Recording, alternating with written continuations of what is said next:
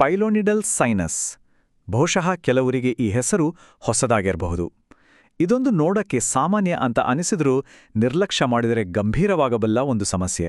ಸರಿ, ಈ ಸಮಸ್ಯೆಗೂ ನಮಗೂ ಏನಾದ್ರೂ ಸಂಬಂಧ ಇದೆಯಾ ಅಂತ ತಿಳ್ಕೊಳ್ಳೋಕೆ ಕೆಲವು ಪ್ರಶ್ನೆಗಳನ್ನ ನೋಡೋಣ ಬನ್ನಿ. ಮೊದಲನೇದಾಗಿ, ಬೆನ್ನಿನ ಕೆಳಭಾಗದಲ್ಲಿ ಅಂದ್ರೆ ನಾವು ಕೂರುವ ಜಾಗದ ಸ್ವಲ್ಪ ಮೇಲ್ಭಾಗದಲ್ಲಿ ಯಾಕೆ ಅಂತ ಗೊತ್ತಿಲ್ಲದೆ ಒಂದು ರೀತಿ ನೋವು ಕಾಡ್ತಿದ್ಯಾ? ಆ ನೋವಿನಿಂದಾಗಿ ಜಾಸ್ತಿ ಹೊತ್ತು ಕೂತ್ಕೊಳ್ಳೋಕೆ ಕಷ್ಟ ಆಗ್ತಿದೆಯಾ? ಅಂದ್ರೆ ಆಫೀಸಲ್ಲಾಗ್ಲಿ ಅಥವಾ ಎಲ್ಲಾದ್ರೂ ಪ್ರಯಾಣ ಮಾಡುವಾಗ ತುಂಬಾನೇ ಅನ್ಕಂಫರ್ಟಬಲ್ ಅನ್ಸುತ್ತಾ? ಮತ್ತು ಕೊನೆಯದಾಗಿ, ಆ ನೋವಿರುವ ಜಾಗದಲ್ಲಿ ಒಂದು ಸಣ್ಣ ರಂಧ್ರದ ಥರ ಏನಾದರೂ ಗಮನಿಸಿದೀರಾ? ಅದರಿಂದ ಕೀವು ಅಥವಾ ಕೆಲವೊಮ್ಮೆ ರಕ್ತ ಬರ್ತಾ ಇದೆಯಾ? ಈ ಎಲ್ಲಾ ಲಕ್ಷಣಗಳು ಯಾರಿಗಾದರೂ ಪರಿಚಿತ ಅಂತ ಅನ್ಸಿದ್ರೆ ಅದು ಪೈಲೋನಿಡಲ್ ಸೈನಸ್ ಆಗಿರೋ ಸಾಧ್ಯತೆ ಇದೆ. ಇದು ಅದರಲ್ಲೂ ವಿಶೇಷವಾಗಿ ಯುವಕರಲ್ಲಿ ಇತ್ತೀಚೆಗೆ ಹೆಚ್ಚಾಗಿ ಕಾಣಿಸ್ಕೊಳ್ತಿರೋ ಒಂದು ಆರೋಗ್ಯ ಸಮಸ್ಯೆ. ಹಾಗಿದ್ರೆ ಈ ಪೈಲೋನಿಡಲ್ ಸೈನಸ್ ಅಂದ್ರೆ ನಿಖರವಾಗಿ ಏನು? ಬನ್ನಿ ಇದರ ಬಗ್ಗೆ ಇನ್ನಷ್ಟು ಸರಳವಾಗಿ ಅರ್ಥ ಮಾಡ್ಕೊಳ್ಳೋಣ. ಸರಳವಾಗಿ ಹೇಳೋಬೇಕೆಂದ್ರೆ, ಪೈಲೋನಿಡಲ್ ಸೈನಸ್ ಅಂದ್ರೆ ಬೇರೇನೂ ಅಲ್ಲ, ನಮ್ಮ ಚರ್ಮದ ಒಳಗೆ ಕೂದಲು ಸೇರ್ಕೊಂಡು ಅಲ್ಲಿ ಒಂದು ಸುರಂಗ ಅಥವಾ ಟನಲ್ ರೀತಿ ಆಗೋದು. ಇದು ಹೆಚ್ಚಾಗಿ ಪೃಷ್ಠದ ಸೀಳಿನ ಭಾಗದಲ್ಲಿ ಕಾಣಿಸ್ಕೊಳ್ತೆ. ನಮ್ಮ ಆಯುರ್ವೇದದಲ್ಲಿ ಇದಕ್ಕೆ ಶಲ್ಯಜ ನಾಡಿವೃಣ ಅಂತ ಒಂದು ಹೆಸರಿದೆ. ಅದರ ಅರ್ಥ ಏನು ಗೊತ್ತಾ?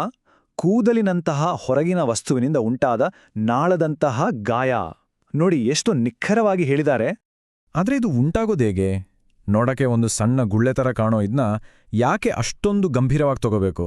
ಬನ್ನಿ ಇದರ ಮೂಲ ಕಾರಣ ಏನು ಅಂತ ನೋಡೋಣ. ಸಾಮಾನ್ಯವಾಗಿ ಜನರು ಇದನ್ನ ಕೇವಲ ಒಂದು ಗುಳ್ಳೆ ಅಥವಾ ಒಂದು ಸಣ್ಣ ಇನ್ಫೆಕ್ಷನ್ ಅನ್ಕೊಂಡು ಸುಮ್ಮನಾಗ್ಬಿಡ್ತಾರೆ. ಏನೂ ಆಗಲ್ಲ, ತಾನಾಗೆ ವಾಸಿಯಾಗುತ್ತೆ ಅನ್ನೋ ಭಾವನೆ ನಮ್ಮಲ್ಲಿ ಬಹಳ ಜನರಿಗೆ ಇರುತ್ತೆ. ಆದರೆ ಸತ್ಯ ಏನು ಗೊತ್ತಾ? ಈ ನಿರ್ಲಕ್ಷ್ಯವೇ ಅಪಾಯಕ್ಕೆ ದಾರಿ ಮಾಡಿಕೊಡಬಹುದು. ಯಾಕಂದ್ರೆ ಇದು ಕೇವಲ ಚರ್ಮದ ಮೇಲಿರುವ ಗುಳ್ಳೆಯಲ್ಲ, ಇದರ ಬೇರು ಚರ್ಮದ ಆಳದಲ್ಲಿರುತ್ತೆ. ಹಾಗಿದ್ರೆ ಇದು ಆಗೋದು ಹೇಗೆ? ನೋಡಿ, ಇದರ ಆರಂಭ ಆಗೋದೇ ಒತ್ತಡ ಮತ್ತು ಘರ್ಷಣೆಯಿಂದ. ಅಂದ್ರೆ ನಾವು ಒಂದೇ ಕಡೆ ತುಂಬಾ ಹೊತ್ತು ಕೂತಾಗ ಆ ಜಾಗದಲ್ಲಿರೋ ಕೂದಲು ಮುರಿದು ಚರ್ಮದ ಒಳಗೆ ಹೋಗ್ಬಿಡತ್ತೆ. ಆಗ ನಮ್ಮ ದೇಹ ಯಾರಿದೂ ಅಪರಿಚಿತ ಅನ್ನೋ ಹಾಗೆ ಅದನ್ನ ಒಂದು ಹೊರಗಿನ ವಸ್ತು ಅಂತ ಭಾವಿಸಿ ಅದರ ಸುತ್ತ ಒಂದು ಸೋಂಕಂಗ ಸೃಷ್ಟಿ ಮಾಡುತ್ತೆ. ಇದೇ ನಿಧಾನವಾಗಿ ಒಂದು ಸುರಂಗದ ಥರ ಅಂದ್ರೆ ಸೈನಸ್ ಆಗಿ ಮಾರ್ಪಾಡಾಗುತ್ತೆ.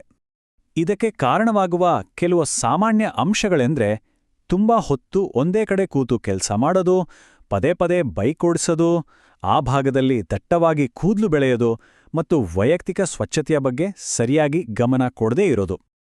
ಸರಿ, ಕಾರಣಗಳ ಬಗ್ಗೆತೋ ಗೊತ್ತಾಯ್ತು. ಈಗ ಪರಿಹಾರದ ಬಗ್ಗೆ ಮಾತಾಡೋಣ. ಇದಕ್ಕೆ ಯಾವೆಲ್ಲ ಚಿಕಿತ್ಸಾ ವಿಧಾನಗಳು ಲಭ್ಯವಿವೆ? ಚಿಕಿತ್ಸೆಯ ವಿಷಯಕ್ಕೆ ಬಂದ್ರೆ ಇಲ್ಲಿ ಮುಖ್ಯವಾಗಿ 2 ದಾರಿಗಳಿದೆ. ಒಂದ್ ಕಡೆ ಸಾಂಪ್ರದಾಯಿಕ ಸರ್ಜರಿ ಇದೆ. ಇದರಲ್ಲಿ ಸಮಸ್ಯೆ ಮತ್ತೆ ಬರೋ ಸಾಧ್ಯತೆ ಸ್ವಲ್ಪ ಹೆಚ್ಚಿರುತ್ತೆ ಮತ್ತು ಆಸ್ಪತ್ರೆಗೆ ಅಡ್ಮಿಟ್ ಆಗ್ಬೇಕಾಗ್ಬೋದು. ಇನ್ನೊಂದು ಕಡೆ ನಮ್ಮ ಆಯುರ್ವೇದದ ಕ್ಷಾರಸೂತ್ರ.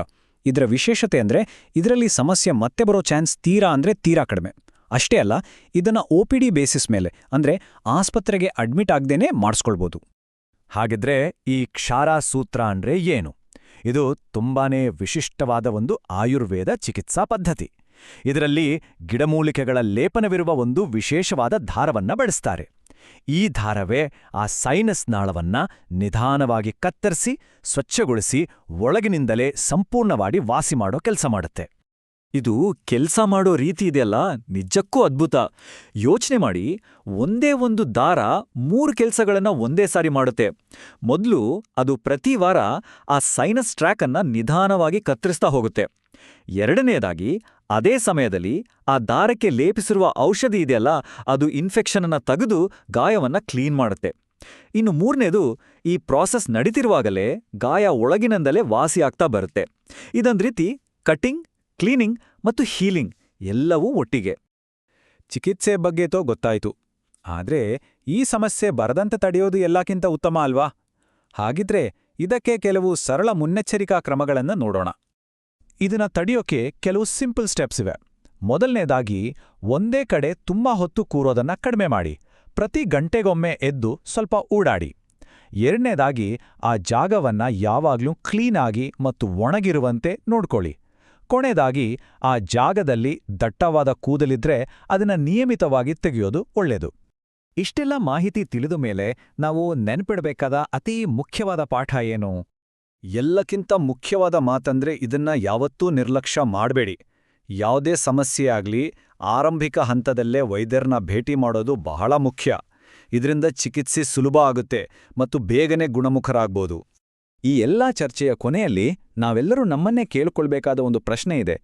ನಮ್ಮ ದೇಹ ನಮಗೆ ಸಣ್ಣ ಸಣ್ಣ ಸಿಗ್ನಲ್ಸ್ ಕೊಡ್ತಾ ಅಲ್ಲ, ಒಂದೊಂದು ಸಣ್ಣ ನೋವು, ಅಸ್ವಸ್ಥತೆ, ಅದನ್ನೆಲ್ಲ ನಾವು ಎಷ್ಟು ಗಂಭೀರವಾಗಿ ತಗೊಳ್ತಿದ್ದೇವೆ?